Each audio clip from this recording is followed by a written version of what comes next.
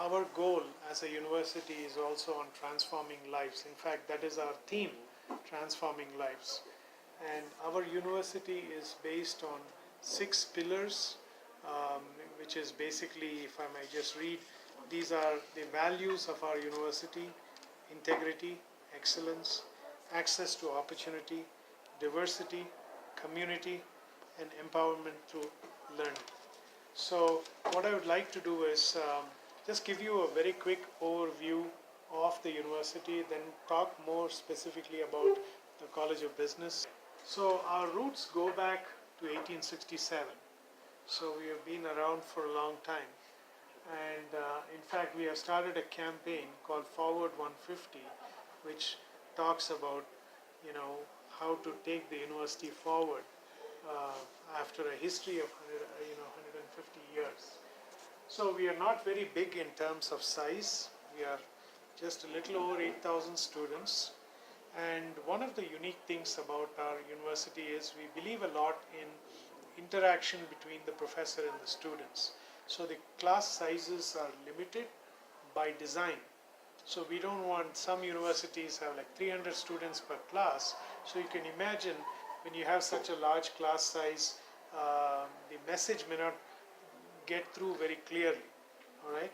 So and we have, just to give you some information about our student population, we have the most diverse student population in the Midwest and one of the most diverse in the entire country. So if you ask me what is the greatest strength of our university, it is diversity. And it's not only among the students. We have like about 50 or 60 languages, unique languages that are spoken in the campus. All right. Although in terms of after English, the second most spoken language in our campus is Spanish, because we have been designated by the US government as a Hispanic serving institution. You will always find Spanish-speaking students at our university. Even among the faculty, we have a very diverse group. In fact, in the College of Business, the US-born faculty are in a minority compared to the foreign-born faculty. So we have diversity among students and among faculty as well.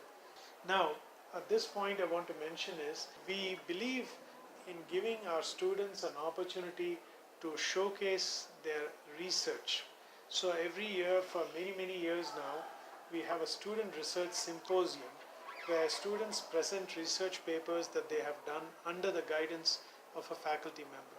The logic for this is dissemination of research and also to facilitate peer-to-peer learning, because we want students not only to learn from the professors but also to learn from each other. So that is why we have this student research symposium. Now, as I said, diversity is our strength, and what we want to do as a university moving forward is trying to see how we can build on this strength. So like many other public institutions, we are facing 2 challenges. One challenge is, in the last year or so, we have had some budgetary problems with the state because we are state supported. So we are trying to figure out ways to overcome those challenges through innovative ideas.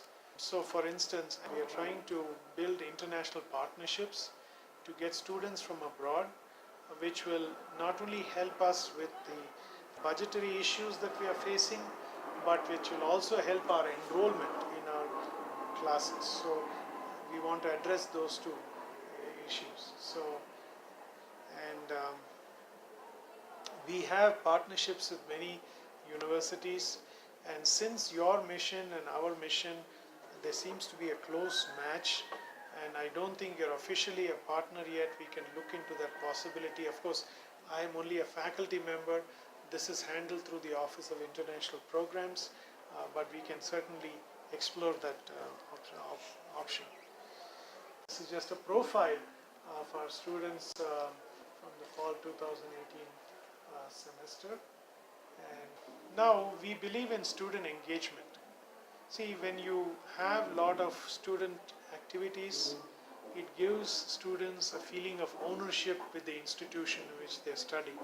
So we have more more than 100 clubs, student clubs. And even within the college, we have several clubs. The marketing club, the finance club, the accounting club, and so on. These clubs not only build student engagement with the university, but also give them an opportunity to build on their organizational skills and the leadership skills. Okay, so that is some of the goals that we see. So, and of course, you all know about Chicago. It's an amazing city, and so 5-6 billion about about that, yes, yes. And as far as students from abroad are concerned, we have students, we give students an opportunity to gain practical experience through what is called OPT, optional practical training. So upon completion of their studies, they can officially and legally work, make some money, gain some experience, and then go back to their home country and change lives in those countries. So that is the goal of that. Now, we are a very safe campus because I know that one of the concerns that parents of students from abroad have is that there is a perception that Chicago is a very unsafe city. That is not true. So we take pride in the fact that our campus is extremely safe. So and that should reassure parents who are planning to send their sons or daughters to our university. So, and we used to be a commuter institution. We didn't have any residence hall.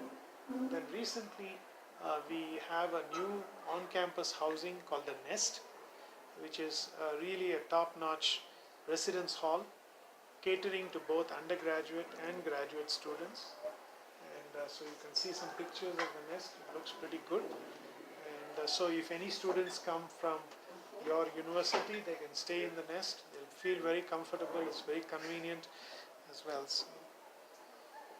And also, given our mission, given the emphasis that we put on diversity, we have a center called Pedroso Center for Diversity and Intercultural Affairs.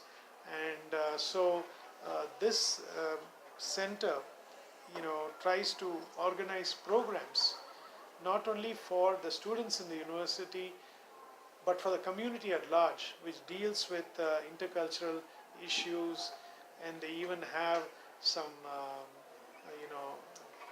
like activities targeting certain ethnic communities like Asian Americans and so on. So that's an important piece of our university. And then we recently started another campus called the El Centro campus. And Omar, would you like to say a little bit, because I know that you have been involved with El Centro, right? Tell them a little bit about it. What programs are offered there? That's a satellite campus that we have of Northeastern. It's actually in the middle of our 3 campuses that we have. I used to work there for like the beginning of my college career. So in that location, they offer 4 majors: computer science, justice studies, I think it's social work, and business too, right?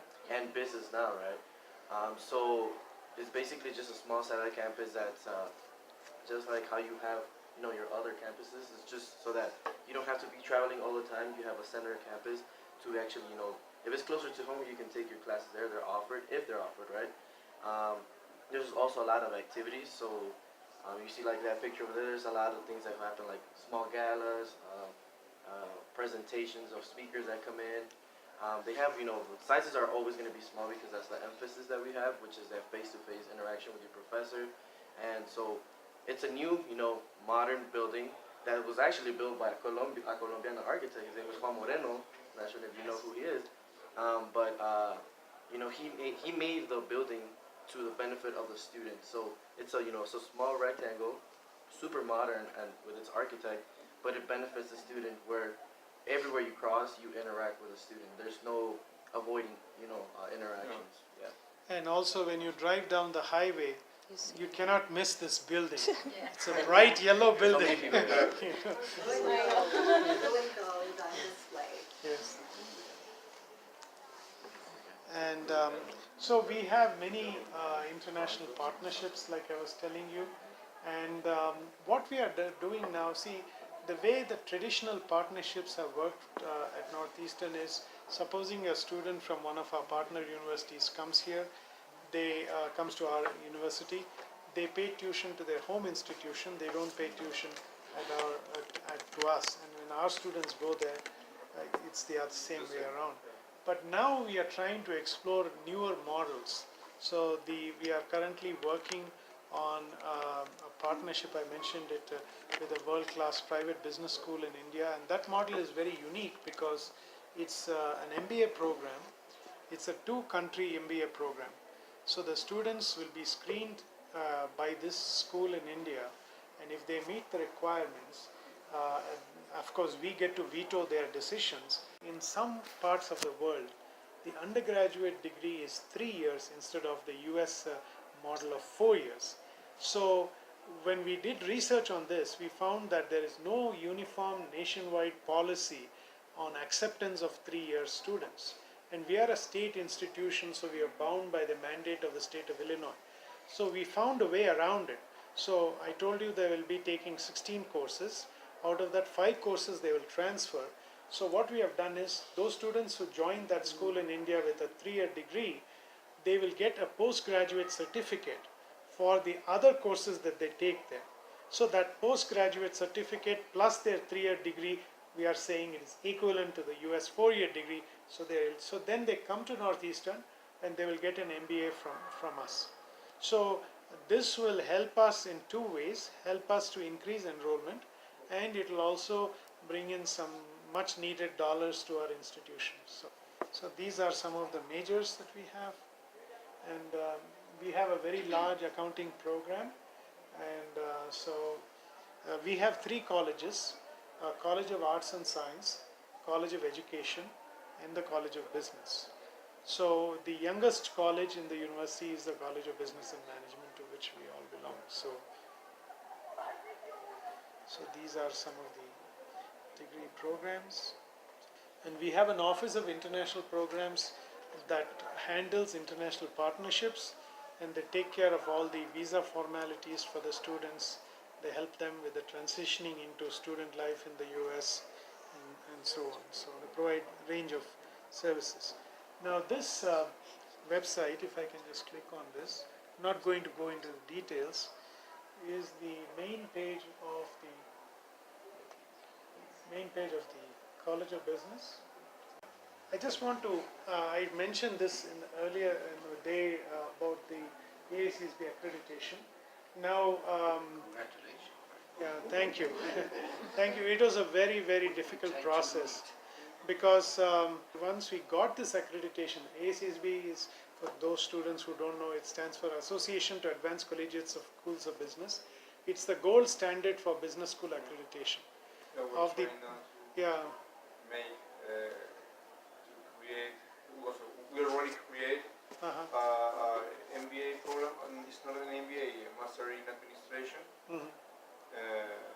Yeah, we presented the last week for the minister. Oh, okay. Yeah, and less than, how many thousands of business schools exist in the world, right? Only less than 5% have this accreditation. So it was a long process, and the process doesn't stop with getting the accreditation. The main focus of AACSB is continuous improvement.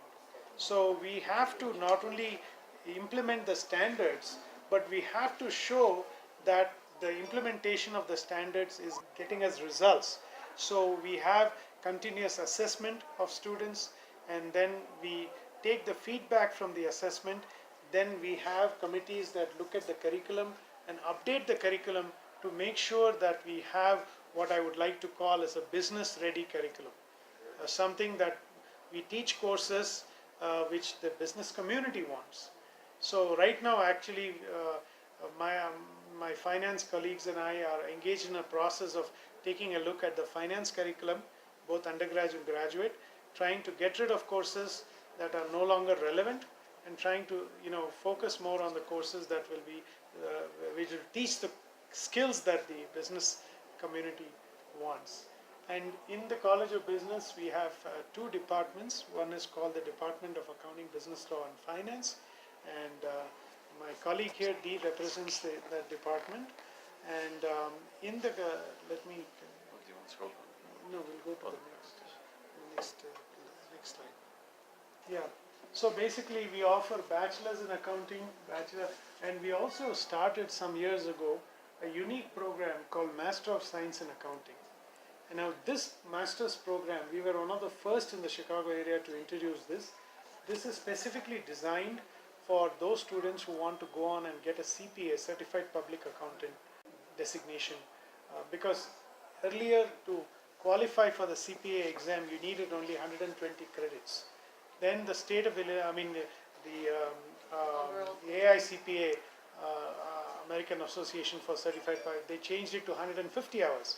So there was a gap of 30 hours. So we designed a program that will fill that gap and at the same time help students to prepare for this exam. And we also offer a minor in accounting. We have a Bachelor of Science in Finance and a minor in Finance. Now, with regard to our graduate program, we'll go to the next slide.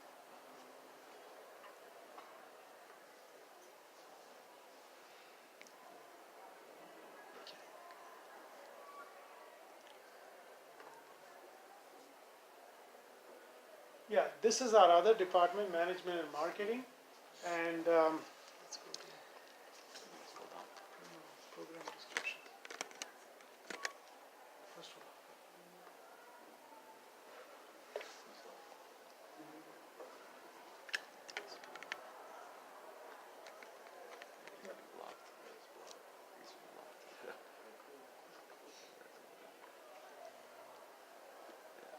Anyway, that's all right. I can.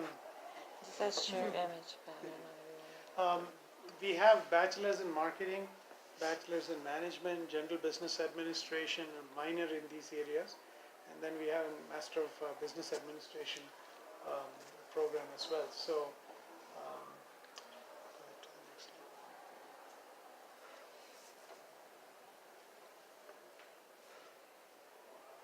All right.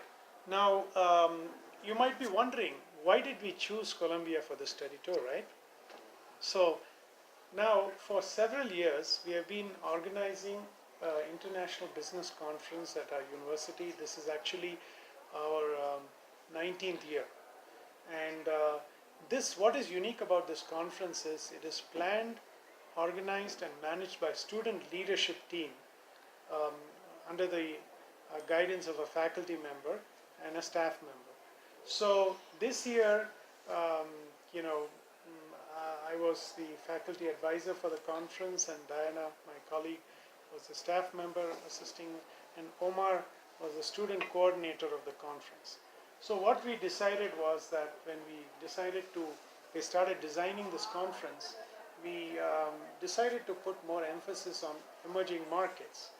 And given the fact that we are a Hispanic serving institution, we thought, why don't we organize a study tour to a very promising emerging market that has a lot of business opportunities, that is very pro-American, very friendly to the US. So when you have all these criteria, Colombia fit the bill perfectly. So, and so when we ended, it is a 2-day conference. Go to the next slide, please. When we ended the conference, we had a gentleman who has done a lot of business in Colombia. He spoke about how to establish Mr. Brian Butler. He spoke about how to establish an international career, and then he told us specifically information about Colombia. So we wanted to end the conference with Colombia and then transition to the study tour the following week. So, well, that in summary is some information about our college and our university. So, yeah. Do you do a study tour every year? I just saw this email. Well, see, the thing is, as you know, putting something like this together takes tremendous amount of time and effort. So, there is no formal system where we do one trip a year. it basically depends on two things. It depends on the willingness of a faculty member to go through what it takes, and secondly, it depends on the willingness of the dean to come up with the money to subsidize the cost of travel. So this year, fortunately, the stars were aligned and everything fell in place, so it happened. Because also with working with international, because I went on another study tour, it just depends on how much they're also willing to work with your college. They could likely say, yeah, you went last year, you're not going this year, and not help. But it just kind of depends on Yeah.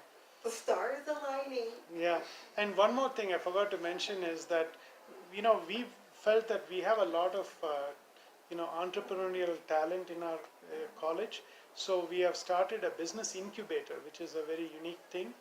And that is going to be, in fact, this business school in India where we are establishing a partnership, their main strength is they train people to become entrepreneurs. So given the fact that we have started this, incubator, that we are moving in towards that in that direction. So, and the dean has an advisory board consisting of business executives from different industries, and the board has been very helpful. They tell us what skills they want our graduates to have, and we as faculty, try to make that happen. So, So, I don't know if Doris have mentioned that you have like a department that is part of the university, but not in the university. which one?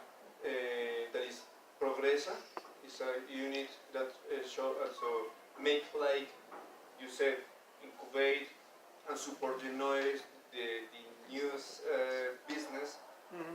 That the students, they have some ideas and they make like some guideline, they support them with this idea, those ideas, Yes.